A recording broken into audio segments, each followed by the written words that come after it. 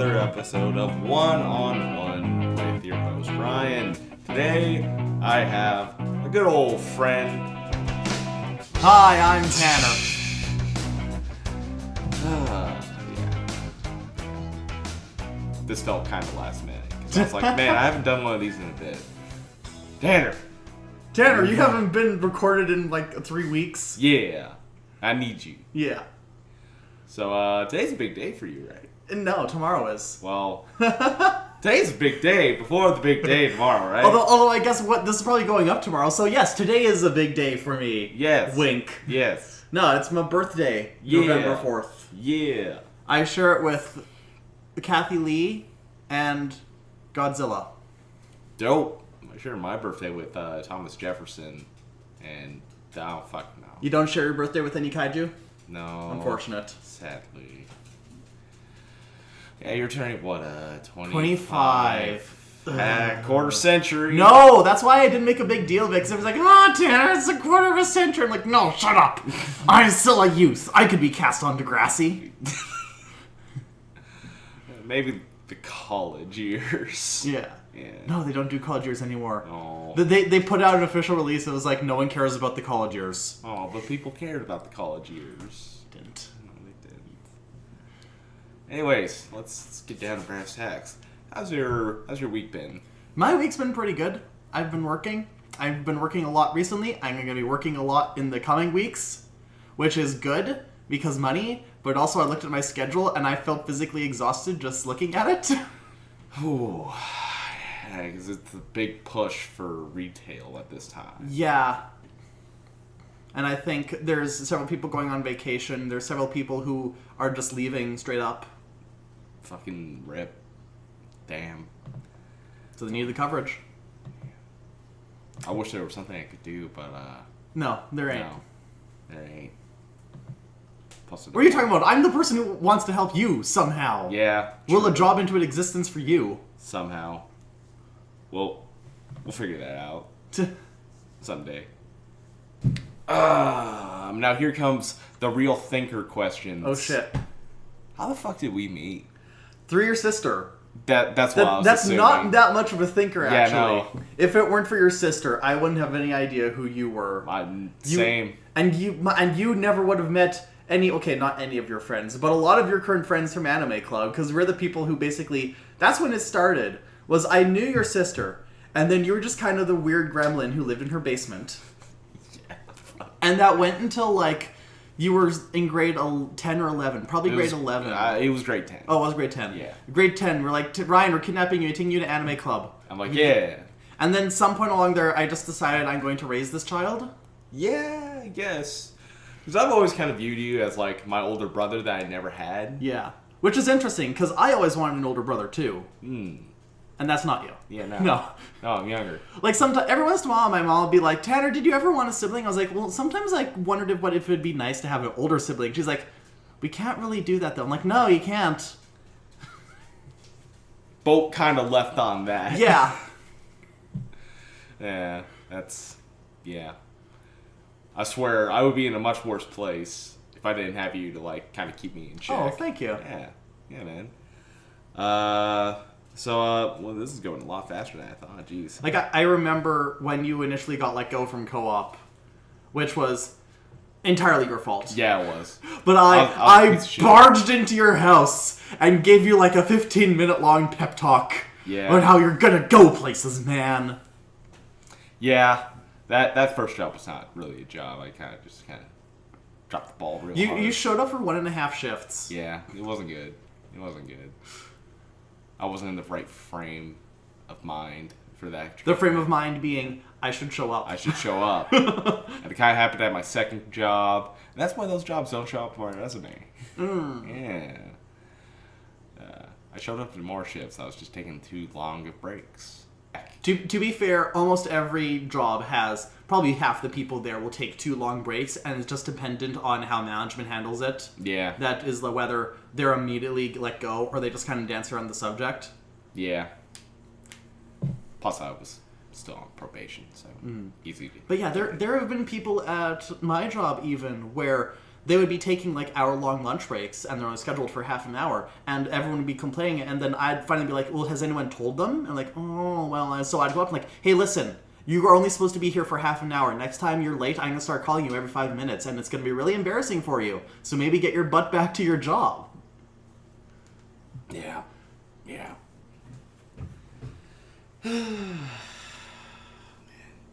So besides work, have you been doing anything else? I started Nano.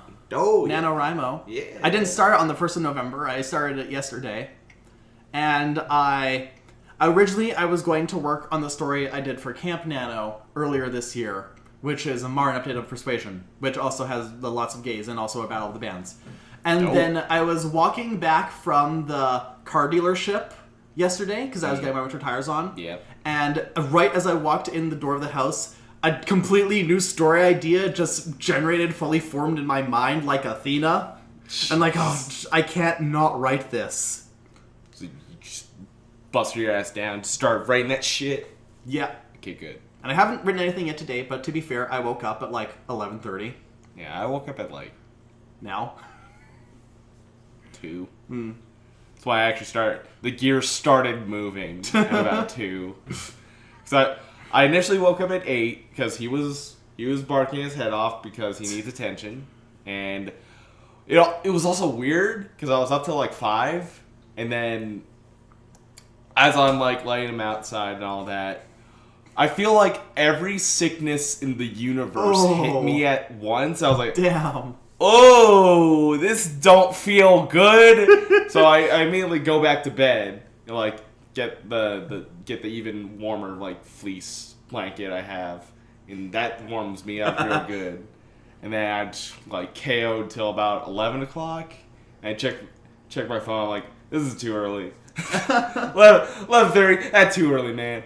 And I just put on some like I don't know, vaporwave and just go right back to sleep. And then I woke up at 2, and I was like, all right, Ryan, it's 2 o'clock. Better go have that shower now. Why are you not moving? It's 2:15. Ryan, it's 2:30 now. Why have you... Okay, now it's time to go. Now it's time to go. And now here we are. Here we are. Yeah, with Coda, that's like with Flower waking my mom up to go out. Except she wakes her up as early as 3 a.m. Sometimes she lets her sleep in and she doesn't get up until 5. Oh. And like when my parents are out of town and I'm the one looking after Flower, she won't wake me up until 7. And my mom's like, why does Flower not wake you up so early? Because she knows she can't. She's a very dumb dog, but she's figured out that she can whine as loud as she wants at 3 a.m. And I'll be like, shut up, I just went to bed an hour ago. Oh, Flower. Can I tell you a terrifying story that happened to me last night that's a little bit TMI? Yes. Okay. So, it's November. Yeah. Poppy's all up in this business. Yep. I've got mine attached to my work shirt. And then just before my shift starts, I go to the bathroom. So I've got it like bunched up, hunched over, doing my business.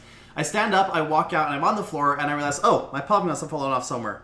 I have no idea when I last saw it on my shirt, so I'm just going to assume it's gone in the wind. I'll get another one tomorrow, because I'm working in the middle of the night. No one's going to care about me having a poppy or not. Yeah. So about half an hour into my shift, I have a little itch on my butt. And so I scratch it, and then it gets really painful and turns into a prick. And I'm like, what the hell? And I shift around again, and then it's pricking the other side. I'm like, what's going on? So I went to the bathroom, pull my pants down. In my underwear, I see just the red part of the poppy. And I'm like, oh my gosh. And I carefully reach into the crevasse of my being and pull the pin out. Oh, no! And thank God there was no lasting damage, but for the rest of the night, I felt phantom pins in my butt. Oh, That's not what you want to remember. That's the most terrifying thing that's ever happened to me, because I just keep thinking, what if I didn't feel that initially, and it just kept working its way further in? What if it became a virus? What if it stabbed you? Oh. Wow, that's brutal. Fuck. There are many places pins should not be placed, but that's at the top of the list. Yeah. Can't argue with that, really. No.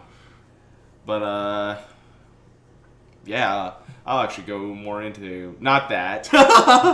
We have to go deeper, Ryan. Yeah, we have to go deeper. No, I want to go into your whole writing thing. Like, what was your initial, like, inspiration? I'm not sure my initial inspiration was, just because I've always wanted to make stories, whether it be writing or for TV or for movies or even plays. Like, I tried to write a musical once, which didn't work because I know nothing about music theory and I'm not even that great of a singer.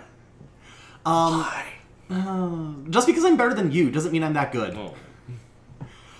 But yeah, I've always wanted to create stories, and for the longest time it was, oh, that would be really cool if I could write this book. But I'll never be able to because writing doesn't pay the bills. And my parents, they didn't mean to, but they accidentally instilled that in my mind, that like, you need to get a career that will make you lots of money and you'll be able to survive off of. I know that's the general idea, but it's like, you want to be a doctor or a lawyer or an engineer, something like that, where it's like, you have a set amount of money that you know you're going to make. It's not very up in the air dependent on what you can and cannot produce. Whereas the arts, they're much more ephemeral when it comes to making money off of them. Yeah. And unless you can hit it big, like, I could publish 3 books and I might still be working at the grocery store that I am now. Because even if they're doing well, may not necessarily be Harry Potter levels of success. And so it may not be enough for me to pull myself out there. Like, maybe I could reduce my hours, but I'm not going to be able to all of a sudden become what's her name? JK. Jesus Christ. J.R.R. Rowling? Was that her name? But yeah, and it wasn't until, like, my second year of university where I had switched out of chemistry education into computer science, because I didn't think I could be a teacher. And so I went to comp sci, because my parents were like, well, you're good at science, maybe you should do computer science. And I was actually good at it, but I was absolutely miserable. And I was, like, on the cusp of having a mental breakdown at the end of that year. And I finally said, you know what, I can't do this. Actually, no, it wasn't even that year. It was the beginning of my 3rd year, where I walked into my computer science class, and then, like, partway through, I just left. Or, like, 5 minutes in, I was like, oh, sorry, wrong class, and I left. Because, like, I can't do this anymore. I don't enjoy it. I'm gonna lose my mind if I stick with it. And so, me and my parents, we had a heart-to-heart, and I went to a therapist for a few sessions, even, to get all my ducks in a row, my brain fixed as best as I could. It was real scrambled. It was a mental nightmare. Yeah. And basically, my parents were like, we know we may have accidentally instilled this in you, but, like, if you feel like your head is going to explode, don't go into something you don't enjoy. If you want to be a writer, you be a writer. And yes, you might have to work retail and labor stuff for a while until you can make it big, but we trust that you can make it big, and we will support you. And I'm like, thank you. You have fixed one of my 18,000 insecurities. But that was the big one. That's near the top. Yeah. It's pretty near the top. Yeah, like, as long as I've known you, you've always seemed to have, like, this flair for writing, much like Lindsay. Yeah. Like, almost everything, every conversation I seem to, like, walk in on between you back then was about, like, either writing or shitty TV shows. And how could we rewrite them to make them better? How can we fix these TV shows? And I'm like... Man, Lindsay, hey Lindsay, what are we gonna do when we sneak into the Once Upon a Time writer's office and kidnap everyone and then pretend to be them? I was like so many of those car rides, I was just sitting in the back like, man, you know how you fix these shows? You fucking cancel them and throw them in the bin. Just burn it down. We had to explain to you that after a certain point, you're so committed to it.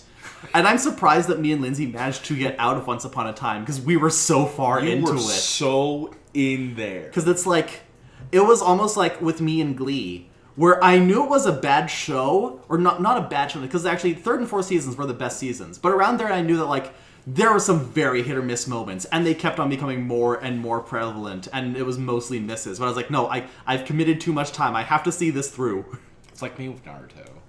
Yeah. Except I managed to make it all the way through. Is that the show about Boruto's dad? Yep. Cool. That makes me so mad. It's like, no, you don't do my guy like that. He didn't go through all that bullshit to be Boruto's dad. Fuck. Hey, remember when they made 3 movies about Luke's dad? Fuck. That's strong. That's strong. But yeah, like, fuck. Shows. Yeah. So what have you been... I know TV shows are a big big part of you, specifically. Yes. So what have you been watching lately? See, that's the funny thing. I haven't actually been watching a lot. Like, I have my whole thing with my family, then they kind of, like, they laugh and shake their heads, but I save their ass with TV. Because I make a spreadsheet of everything that we'll be watching for the fall season. And it'll have, like, 50 shows on there. And, like, we'll probably cut it down to 30 a few weeks in. But, like, we haven't really been watching anything. Like, me especially. I've managed to watch stuff on Netflix and streaming stuff. And I shocked myself that I managed to get through all the episodes of Superstore from last season that I missed in one afternoon. Damn. But, like, I dropped shows that I was really excited to watch, and I knew they were good shows, but I just didn't have the time. So I'm not watching Orville. I'm not watching Me, Myself, and I, though I think that one got canceled anyways.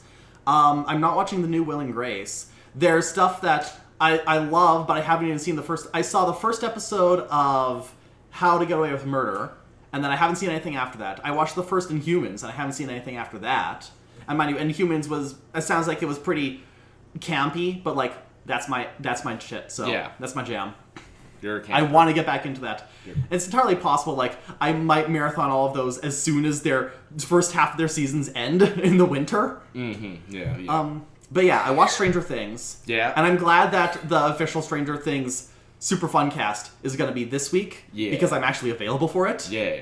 And I have, like, a list of things. Yeah. Me and Austin, while I was driving him home the other night, we were talking about it, and it's like, man, the show is gonna be a landmark show. Oh yeah. Like, this is the MASH, or like shows that everyone watched, or at least everyone knew about. Dallas. Yeah, Dallas would be more for my parents. See, and it's really interesting that Stranger Things is a landmark, because usually those landmark shows are things that capture a generation, and this one does, but it's not our generation. It's not our generation. It's like a couple generations before. Yeah. This is my mom's generation. Oh yeah, I guess it would be. Yeah, because she was born in the 70s. She would have been like 14 in the 80s. 84. Yeah. Yeah, and my dad would have been 60. Yeah, she'd be rolling with Mike and the gang. Yeah, yeah. My dad would be a teenager. He would be probably a senior in high school, actually, I think. Yeah, fuck. My parents were already in their 20s. Dang. Yeah. But like, just everything about that show was just so goddamn good. Hell, I think I only have one gripe about it, but I'll save that for I'm trying to think of like more modern landmark shows. Like maybe you could say Buffy. Buffy, maybe, yeah. You know what? I am gonna throw Glee in there because it was important for a lot of people. Yeah. It did have a lot, because it was like, between Buffy and Glee, there is a huge gap between primetime same-gender kisses on television. Yeah. Like, you could get them on cable stuff, but on the actual, like, big four networks. On like, NBC and all that. You weren't really seeing that. Fuck if... Man, it's... I mean, maybe they threw some in and Will and Grace at some point. Breaking Bad's one. Okay. Yeah. Oh, yeah. Yeah. But the reason I throw Glee in there, just because... People complain about it hopping on trends too quickly, but I thought it makes it really interesting, because it's kind of like a time capsule of a whole bunch of stuff from those 6 years it was on. Yeah. Like, hey, remember when Gangnam Style was huge? Like, I never really cared for Glee that much, but I could see that was an important show for a lot of people, and it was definitely, like, they were hopping on trends. Mm-hmm. Like, then, now. And it proved that, like, a television musical can work, mm-hmm. and... I feel like they're trying that with Empire and Star. I haven't seen Star yet, and I stopped watching Empire because it got too fucking weird. Yeah, I also had to stop. But like, it seems like that's the only show that's tried it. Oh, Smash, I guess, but Smashed and burned. Yeah. Smash more like Crash, and Smash had a great pilot. Yeah, and then went completely downhill. It was one of those shows where it's like, oh man, this is gonna go places, and I still trot out the soundtrack to Smash because it was so good, especially for like they had like 2 or 3 musicals inside that show, and like one of them was the Marilyn Monroe musical, and I still tried out songs from the Marilyn musical because they're so good, and they're like peak Broadway. Damn, yeah. Television. Yeah. So what would you say is your favorite TV show? See, right now I want to say Stranger Things, just because that's what I've only been thinking of.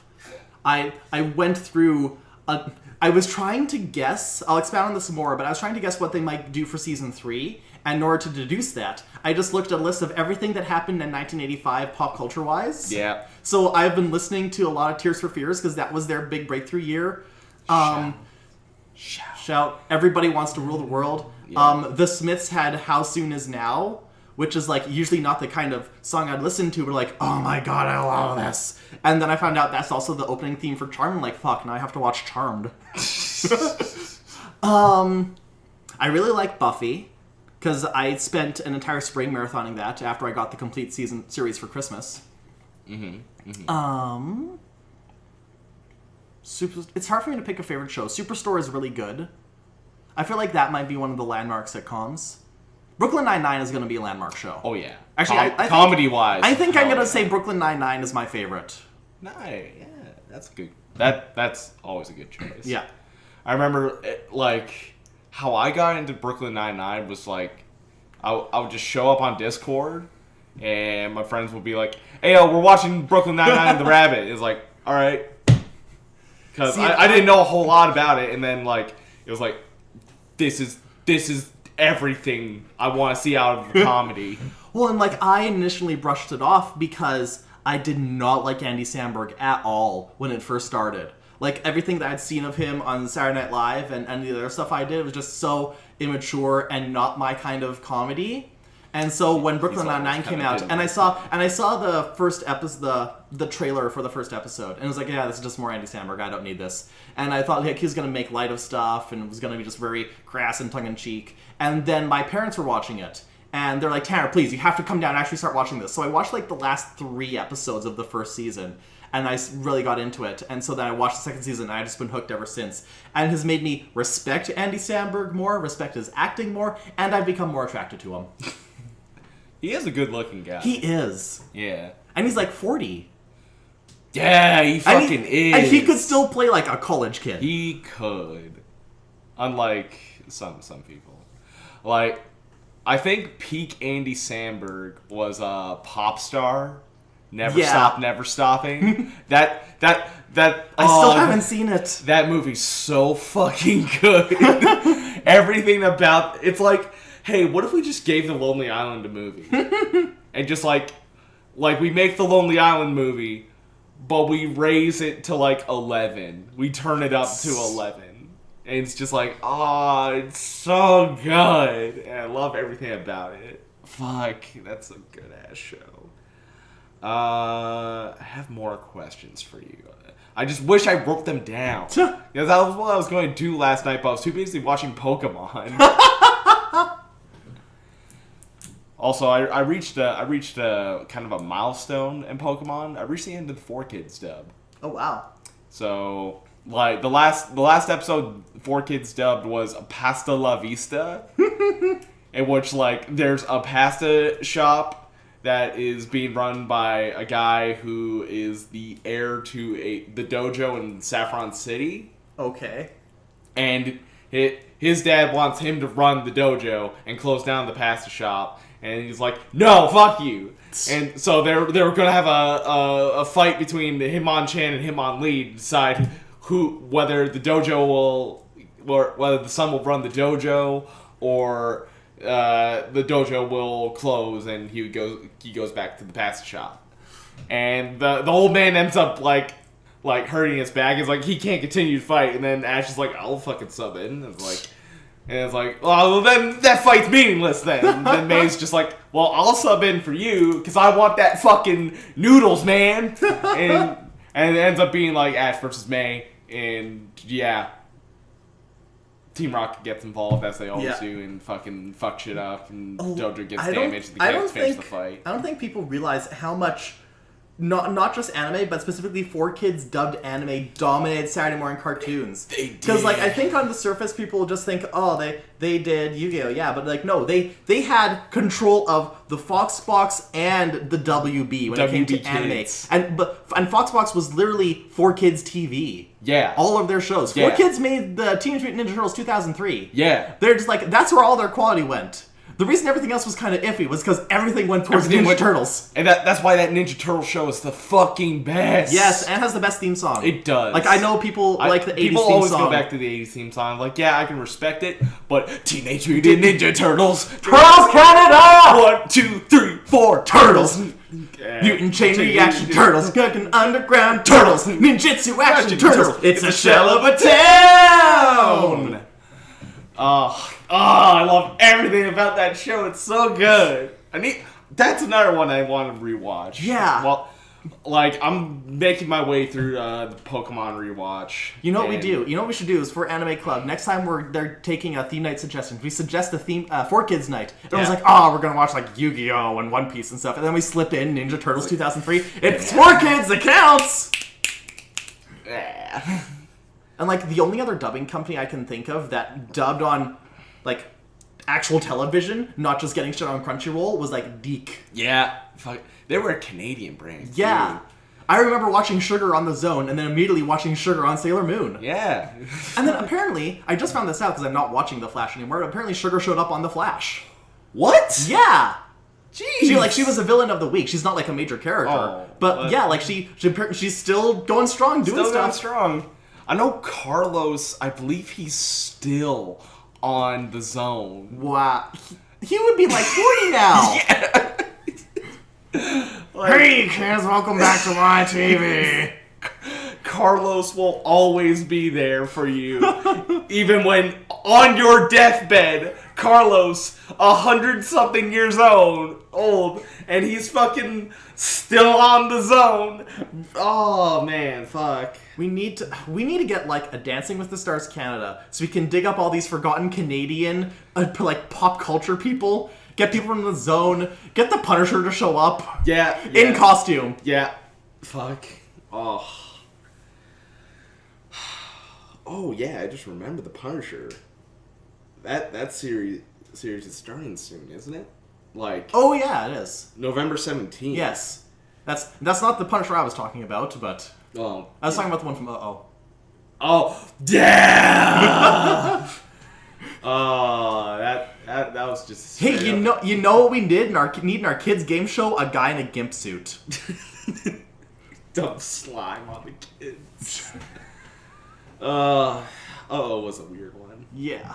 That was a weird one. There's so much weird stuff on YTV.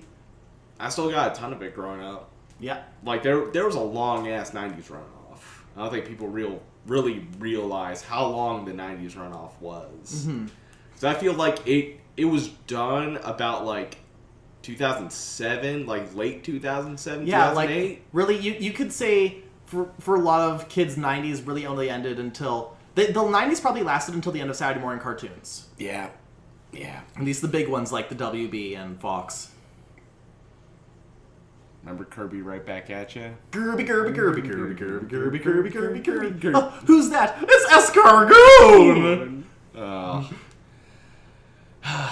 Yeah, that's another thing about you. You love your cartoons. I love my cartoons. You love your cartoons, especially them Digimons. Oh, I'd die for Digimon. You're just looking at Patamon, you're like, I could die for you. Listen, Digimon was not only was Digimon the first fanfic I wrote, Digimon was one of the contributing factors to me realizing I was gay. Oh, wow. I was looking up TK and Davis lemons. Wow. Back when they were called lemons. Lemons. Fuck, that's a blast from the past. Yeah. Jesus. I remember the first human being I ever came out to was my friend in Calgary, who's like a huge weeaboo, and she's the one who introduced me to the concept of lemons. And it was like the first day of school for grade 7, I think. Probably grade 9. Grade 8 or grade 9. I walk in and she's like, so, hey, how's you doing? Like, oh, great, I realized I'm into guys. She's like, cool. I'm like, you're not going to respond to that? No, I've seen enough Naruto fan art. It doesn't faze me. Yeah, it was that, and the other contributing factor, of course, was that grade 8 was when all the guys around me started hitting puberty, and they decided, they decided we're going to become jocks now. It's like, oof. And then I'm stuck in the locker room, like, oh, okay then, I guess this is happening. Not now, please. Hey, what time is it? Oh, it's dressed like a cowboy day. The tall, dark, and handsome kid walks in with his Stetson and his plaid shirt and like, I guess I have to change into my gym wear. You're just like, oof. Ooh. You graduated university. Well, I did. Convocated, that's the word. I finished in December of 2015, but because I didn't get the paperwork in on time, because I didn't realize that I could walk across the stage at the end of that semester. And so if I had gotten like the paperwork handed in during the summer, I could have walked across the stage at the end of 2015, but instead I had to wait until like June of 2016. But at least then I got to walk across with your sister, except not with your sister, because there was like 45 minutes between the two of us. Yeah. And like after the whole thing, I was like, I didn't need to do this. I didn't need to go through the whole rigmarole of standing in a hot building for 3 hours, being informed, let us know if you guys start to feel hot, because we had about 3 kids pass out yesterday. Oh my god. Yeah, that... And I had to... There was a lady who was collecting cards where you could write down the phonetic pronunciation of your last name so that they didn't screw it up, and I think they still did. I have to look back at the video, but I think they actually got it right this time. Okay. Yeah. I'm always ready for people to screw up the pronunciation of my last name. I was like, close enough! God! Yeah. It's because it's European. Yeah. Like, I think it really is the European last names that mess people up because there's so many consonants in them. And you'll see people like, oh, I don't know how to pronounce... look at those Polish last names. It's good fucking luck sometimes. Like, you'll hear people complaining, like, oh, I don't know how to pronounce this last name of a person from China. It's like, just shut up. It's one syllable. You're just lazy. Get it together. Come on, man. Let's go. I keep bumping the table, sorry. It's fine. I have, like, 5 customers who always come through my till because I was the first person to pronounce their name correctly. Hey, yeah. Because I made an effort. And I, like... Because it'll be, like... They'll come through and, like, okay, and it's under... Pause. Correct pronunciation? I'm like, yes! Oh my gosh, you did it right! That's so cool! How'd you do that? Well, I read it, and then I used my mouth to make word noises.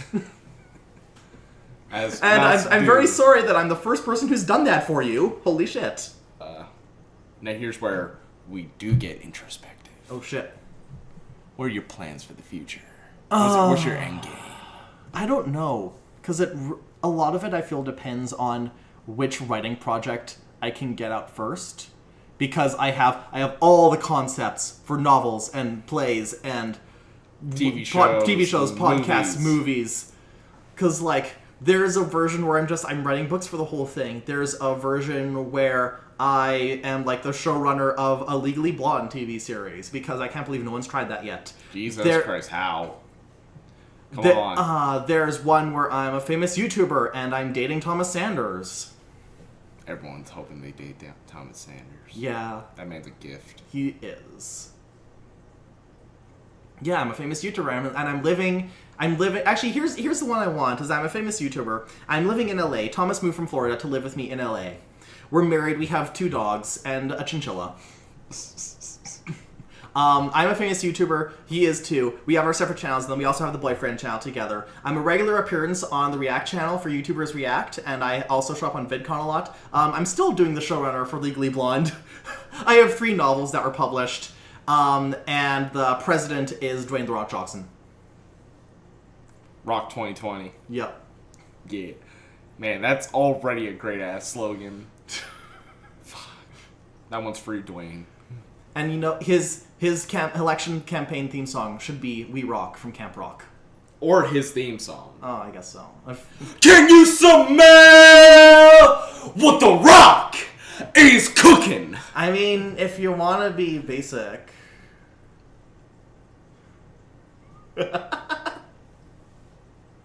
Listen, the day the president comes out to that, I will physically explode in hype. Like, I will be all over this room. Head will be up in that corner. Body over there. Because my head will have exploded. And also, you won't have moved out of this house yet? God, I hope not. God, I hope I get out. Or potentially your mom moved out and then me and Ty moved in. Yeah. Take over this house. There's also the future where I somehow become an actor. Because I've just decided I'm going to send in like an audition video for next time they're doing Power Rangers open calls. Yeah. Because they always want unknowns because they don't have to pay them that much. Mm. And also, next season there's going to be 9 Rangers, and I don't know if they're going to keep with 4 of them being like people in suits or not. So I'm just going to send an audition tape like, hi, I'm Tara from Canada. I have no agents, no past experience, and no expectations. I will do this for free. Okay, not for free. You have to pay me living expenses. But other than that, I'll do this for free. You still have to fly me down to New Zealand. Exactly. But I will be a Power Ranger. That is payment enough. That is another thing I wanted to go into. You have an unabashed love of Power Rangers. I am such a slut for Power Rangers. You love your Power Rangers. Speaking of which, how did you feel about the good old Red Ranger from the movie being in Stranger Things? I was a bit bummed that he was so bad, but he plays bad so good. Yeah, he does. But this is like his big break. I mean, I guess I want to say Power Rangers was his big break, but not everyone is paying attention to them, unfortunately. Sadly. But on the upside, like, everyone seems to be doing pretty well, because Dacre's in Stranger Things, Naomi's going to be Jasmine in Aladdin, RC is going to be in the new season of Scream, and it's going to be next to Keke Palmer, which is pretty quick. She went from Scream Queens just to Scream. Yeah. Who else? Queen. Becky G doesn't need that. She's already a successful rapper. Yeah. She's fine. And Ludi Lin is going to be an Aquaman. So now we just have to wait for those up-and-coming actors, Bryan Cranston and that girl who played Rita, to get their callbacks for other stuff. That's funny. That's real funny. I've completely forgotten who played Rita. Like, I know who it is, but I can't remember her name. It was so weird when she got cast, and I was on the Power Rangers forums, and everyone's like, what was she? Oh, Elizabeth Banks. Yeah. And everyone on Power Rangers forum was like, what's she been in? I feel like I've seen her before. I think she did a guest spot on Modern Family. I think she was a big character in Spider-Man. And then, like, after 3 pages, someone finally burst in, she was in Hunger Games! You fucking people, are you living in a cave? I am, because I only saw the first movie. Me too. Yeah. But, like, I knew she was in the other ones. Yeah. That's that was one thing I want to talk about.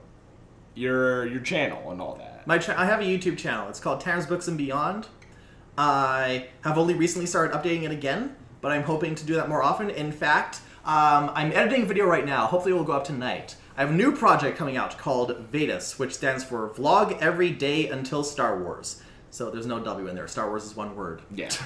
And basically, it's going to start on November 5th. And every day, I'm going to be reading one of the short stories from the 40th anniversary celebration from a certain point of view. Mm-hmm. And I'll be reading a chunk of one of the Star Wars plays, or William Shakespeare's Star Wars, which are rewrites of Star Wars movies as William Shakespeare language. In Shakespeare. The Shakespeare language. Shakespeare. Yes. Anyways, so yeah, I'm going to try and read a story and then read as much of the play as I can, and I'll be doing a daily vlog for that. So I'm going from no vlogs almost at all in the summer to 40 vlogs in 40 days from November 5th until the start of Last Jedi. Damn.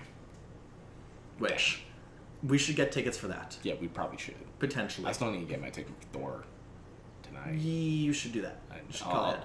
I mean, will we be going there separately, or like club separately? I'll probably drive down there myself. Okay, so you'll go get there early. I'll grab Jackie if she's coming. Yeah, maybe.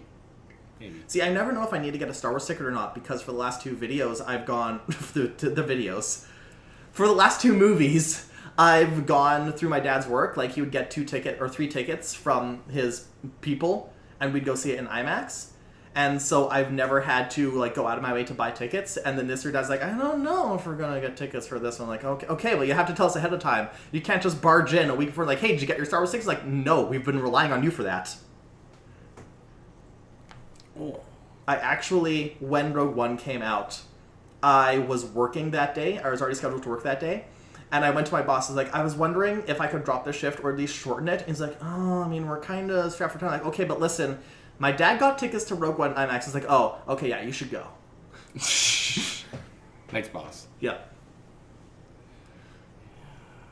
That sounds really cool. You also recently put up a video that's very popular amongst our group amongst our friends, yes. Which YA is best YA?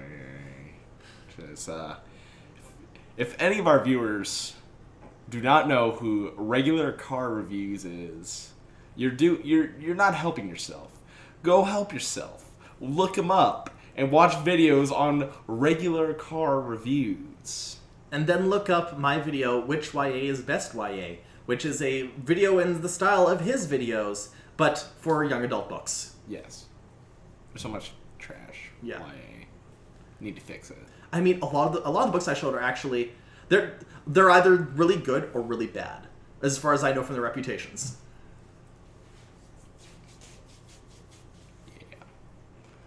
Yeah. About coming on 40 minutes. Yeah. So I think we'll cut her off there.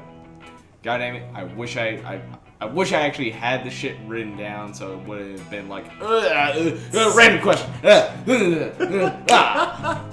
That's okay. It was still fun. Yeah, it's always fun to talk to you. And I'm sure we'll get into deep shit at some point in the other podcasts. Or I don't know, maybe next year we'll do a follow-up interview. Yeah, maybe next month.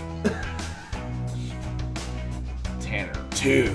Well, you have to get through all your other friends first. Well, yeah. You have to do the Ty episode and the Jackie episode and the event episode, the bum episode. Oh my god, that's going to be like 3 hours. I will drive out to Moose Jaw to do the bum episode. You gotta find a pin in there. Yeah. Oh no. Please stop that. Yeah. Thank you for coming on, man. You're welcome. Yeah.